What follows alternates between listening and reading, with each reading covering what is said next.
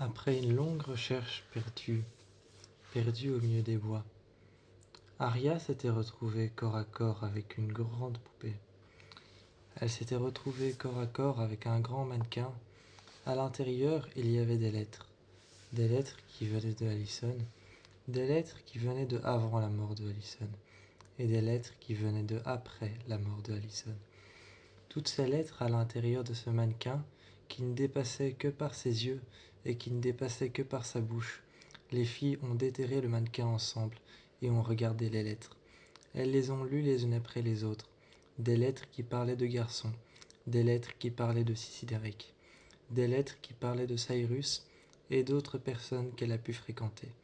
Alors que les filles essayaient tant bien que mal de résoudre ce mystère et de faire une sorte de puzzle géant avec les lettres, il était impossible de trouver ce que Allison avait caché derrière ces lettres. Elles étaient encore occupées dessus qu'il y avait déjà un deuxième mystère. Pendant ce temps, Aria était préoccupée par son frère et son tempérament distant avec elle. Son tempérament distant avec elle, mais qui n'était pas distant avec son PC. Il était tout le temps sur son PC, en train de parler à une certaine personne, cachée derrière un profil secret. Caché derrière un profil secret, un certain nom d'emprunt. Cette personne lui parlait et échangeait des messages. Un jour, Aria s'est glissée dans la chambre de son frère. Ouvrant son PC, elle a regardé les mails alors que son frère était parti.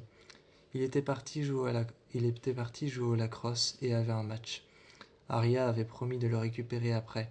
Regardant ses mails, il était bel et bien en train de parler avec une personne qui avait un profil caché, mais un nom d'emprunt assez proche de Sissi Derrick et assez proche de Allison. Ce nom d'emprunt était le suivant, mais elle ne l'a pas mentionné. Elle l'a simplement regardé et a essayé d'effacer ce compte, mais qu'elle n'a pas pu effacer. Elle en a parlé à Caleb, mais Caleb n'a pas réussi à l'effacer. Elle a apporté le PC de son frère, l'ayant emprunté pendant qu'il était parti dormir chez un ami. Elle lui a apporté et lui a dit « Est-ce que tu pourrais réussir à effacer le nom de cette personne ?» Il lui a dit qu'il allait réussir à le faire, peut-être, qu'il allait essayer mais pas réussir. Aria lui a dit qu'il s'agissait de son frère et pas d'autre chose, que sa vie était en jeu, qu'il s'agissait peut-être encore de l'un des coups bas de A pour pouvoir la manipuler et pour pouvoir manipuler Anna. À ce moment-là, elle posa Anna sur la table, un petit peu comme une carte joker, pour pouvoir faire avancer les choses, pour pouvoir simplement mettre quelqu'un que Caleb aimait bien en danger. Elle posa alors Anna comme carte joker sur la table en lui disant « Anna est peut-être en danger. Si ça se trouve, il s'agit de A, d'une de ses manipulations, se servant de mon frère un petit peu comme un pion. » Caleb l'a regardé et lui a dit « Ok, je vais voir ce que je peux faire. Je vais faire mon possible, mais je ne te promets rien. » Aria est repartie et s'est installée alors dans sa voiture. Quand elle est revenue chez elle, elle a ouvert son PC, a essayé de trouver un profil sur internet correspondant au profil auquel son frère parlait. À l'intérieur de la chambre de son frère, elle a continué à chercher, mais n'a rien trouvé de compromettant qui pouvait lier Mike à Sissi, ou à Allison, ou à la mort de Allison. Rien. Elle n'a rien trouvé, rien dans sa chambre, y compris un horaire de l'école, un horaire de lacrosse et ses affaires de sport. Elle n'a rien trouvé de tout ça, et a continué alors à en parler à ses... Elle en a parlé à Emily, en a parlé à Spencer, et se sont rejoints alors toutes chez Spencer un soir. Quand elle en a parlé à Emily et Spencer, Anna est arrivée, et elle lui a dit que Mike était en train de parler avec A. Anna a répondu qu'elle avait reçu plusieurs messages assez inquiétants, qu'elle ne les avait pas reçus sur son GSM comme d'habitude, mais sur son PC. S'il s'agissait peut-être maintenant d'une nouvelle tactique de A, de peut-être s'en prendre à elle par rapport à leur PC. Alors que Anna avait essayé de sauver son PC, de détruire ses données à l'aide de Caleb. Elle avait essayé de le faire, et en même temps, lorsqu'elle avait réussi et que Caleb avait corrompu toutes les données, avait corrompu la personne qui lui envoyait ces messages, elle ne pouvait plus recevoir de messages. Alors elle avait pris le temps un soir de s'inscrire dans un Elle avait pris le temps de s'inscrire à la fac, de s'inscrire dans une fac dans laquelle elle voulait aller, un nouveau campus là où elle voulait aller, pour la prochaine année. Elle s'y était inscrite, mais lorsqu'elle avait réouvert son PC le soir, A avait tout effacé simplement pour détruire sa vie, lui laissant simplement une seule adresse sur son PC, ce qu'elle montra ensuite aux filles. Elles se sont alors tous rejoints dans la chambre d'Anna. Elle a ouvert son PC, exactement sur le même dossier qu'elle avait utilisé pour pouvoir s'inscrire à la fac, pour pouvoir s'inscrire à ce campus. Et elle a ouvert son PC, et tout avait disparu, même le message que A avait laissé. Elle ne pouvait plus alors le montrer à Spencer, à Arya et à Emily. Mais elle pouvait dire ce que contenait le message, ce qu'il disait. Elle pouvait leur dire et elle leur a dit. Lorsqu'elle leur a dit, elles ont trouvé alors un colis qui était installé juste devant la porte de Spencer. Ce colis, juste devant la porte de Spencer, comportait 3 poupées. 3 poupées, l'une qui ressemblait à Mona, l'une qui ressemblait à Spencer et l'une qui ressemblait à A. Mona, Spencer et A. Peut-être que Spencer était la prochaine victime. Elles étaient en train de réfléchir à comment est-ce qu'elles pouvaient protéger Spencer, ou alors essayer de décrypter le mystère encore une fois que A leur avait envoyé. En dessous des peluches qu'il y avait avec, des petites peluches d'enfants. Juste en dessous, il y avait des petites lettres, des petites peluches d'enfants, des petits nounours qu'elles ont bougé. Et juste en dessous, il y avait un trou sans fond, une plaque. Juste en dessous de cette plaque en carton, au fond de la boîte, se trouvaient des lettres encore égarées. Des lettres encore égarées, mais cette fois-ci, il fallait construire les phrases. Construire la lettre. Et certains mots étaient manquants. Certains bouts de phrases étaient manquants. Et certains morceaux de phrases n'étaient pas terminés. Certains noms avaient été changés ou interchangés. Encore une fois, il s'agissait du livre de l'adaptation du roman. Il s'agissait du livre de l'adaptation du film Diamant sur canapé. Et les pseudos avaient été changés par les personnages du film et par les personnages du livre. Interchangés et changés sur certaines lettres. Certains pseudonymes utilisés comme étant les noms du film Diamant sur canapé étaient en fait une représentation directe de Arya, Anna, Emily et Spencer. Spencer n'avait pas été représenté tout de suite, mais avait été représenté comme l'ennemi. Alors que A essayait de brouiller les pistes, A essayait surtout de faire croire que Spencer en était la principale suspecte. Celle qui était en train de tromper ses amis. Celle qui était peut-être même celle qui était en train tout simplement de commencer à jouer au jeu de A. Celle qui était en train d'aider Sissi ou alors d'aider Mona lorsque Mona a tenté de redevenir A. À ce moment-là, les filles ont commencé à suspecter Spencer. Spencer a avoué que certaines choses qu'elle leur avait cachées, comme par exemple le camping-car que Toby avait pris en échange d'une chose que A lui avait promise.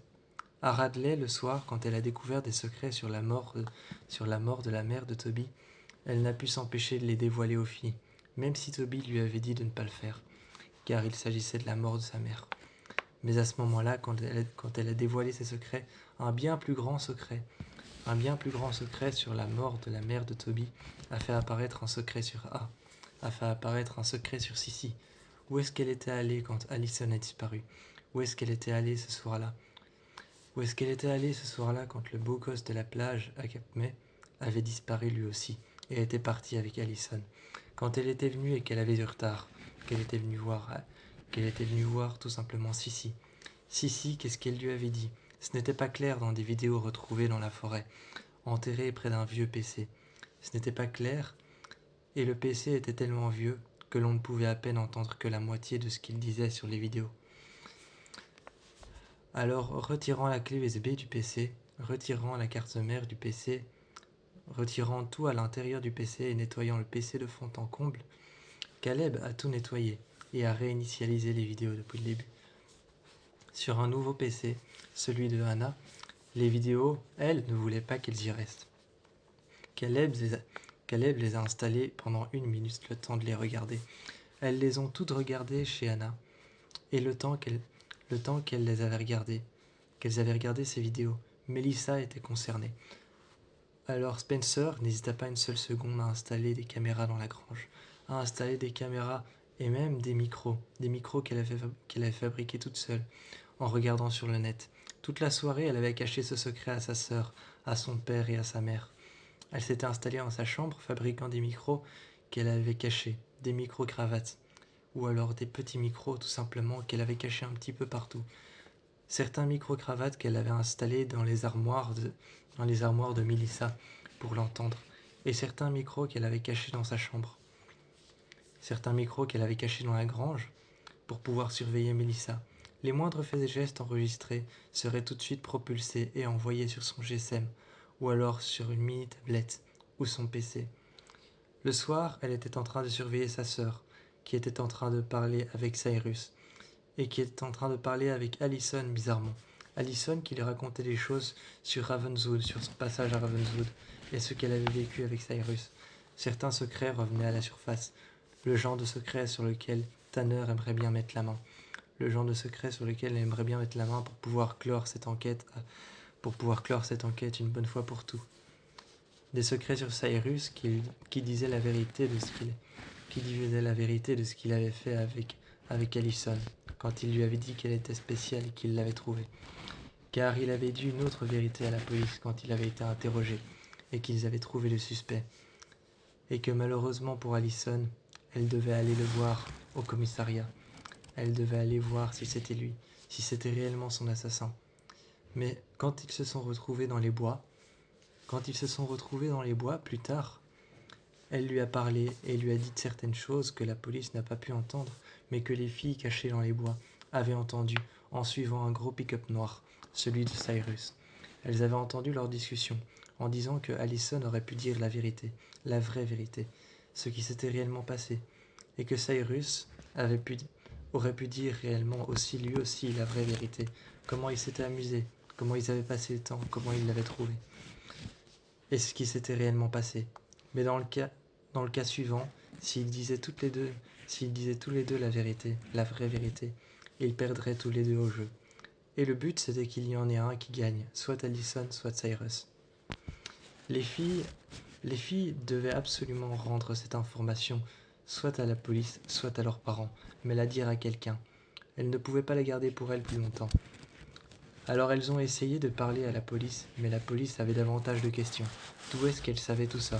Mais elles ne pouvaient pas le dire, parce que derrière tous ces mensonges, et derrière toutes ces suspicions, derrière toutes les personnes qu'elles suspectaient et ces suspicions qu'elles avaient, la police, elle, leur demandait de simplement dire comment est-ce qu'elles savaient ça.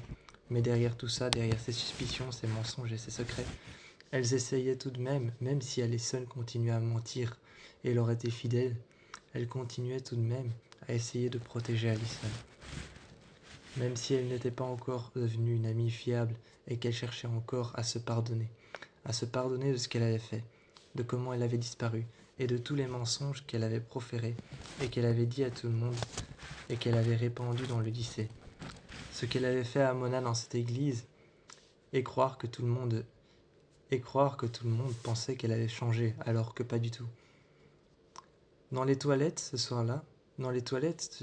jour-là, quand tout le monde pensait qu'elle avait changé et que les filles ont vu la vidéo où Allison était en train de gifler Mona après une longue dispute dans l'église. Toute la vidéo prouvait la vérité sur le fait qu'elle n'avait pas changé, qu'elle savait toujours autant mentir et qu'elle savait toujours autant émettre simplement de simples mensonges qui sortaient comme de simples mots de sa bouche. À ce moment-là, dans les toilettes, Aria, qui était en train de mal la regarder, lorsque Allison ouvrit la bouche, Aria voulut lui sauter à la gorge. Elle lui sauta à la gorge, la plaqua contre le mur, frappa la main contre le mur, juste à côté de son visage, en lui disant « Maintenant tu vas nous dire toute la vérité ». Ensuite, ce fut au tour d'Emily de se mettre juste à côté d'Aria et de lui dire « Tu vas nous dire toute la vérité ».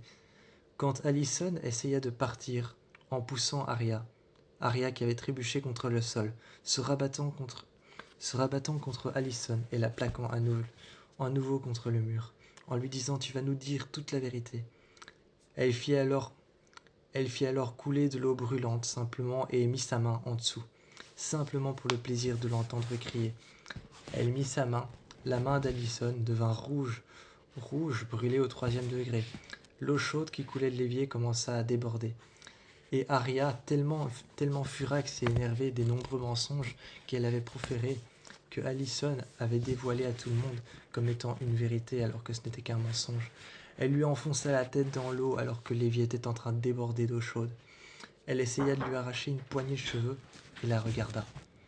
Et elle lui dit « Tu vas nous dire toute la vérité, rien que la vérité. » Mais elle n'a rien dit plus qu'un mensonge. Tout compte fait, elle n'avait pas changé.